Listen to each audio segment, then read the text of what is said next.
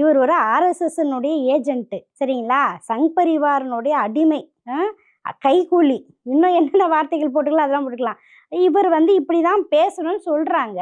நிஜ புலிக்கும் புலி வேஷம் போட்டதுக்கும் வித்தியாசம் இருக்குது பார்த்தீங்களா? நீங்கள் படங்கள் கூட பார்க்கலாம். ஒரு புலியை போட்டுட்டு நாய்க்கு புலி வேஷம் போட்டால் எப்படி இருக்கும்? ஆனால் நாய் நன்றி உள்ள ஜீவன் வச்சுக்கோங்களேன், ஒரு உதாரணத்துக்கு சொல்கிறேன். அது போல தான் இன்றைக்கி என்ன பண்ணுறாருன்னா, சவர்கர் வந்து சுதந்திரத்தை வாங்கி தந்தார். எங்கே போய் சுதந்திரத்தை வாங்கி தந்தார்? எத்தனை நாள் சிறையில் இருந்தார் அவர்? மன்னிப்பு கடிதாசி எழுதி கொடுத்து வந்தவர்.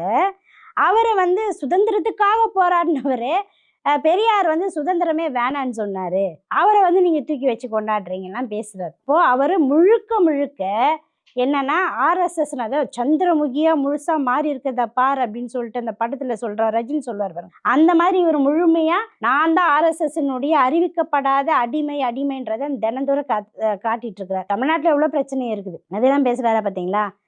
முழுக்க முழுக்க பெரியாரை பற்றி பேசுறது வந்து இன்னொன்று அந்த நபர் பேசுறதெல்லாம் எனக்கு ஒன்றும் புதுசாக தெரில.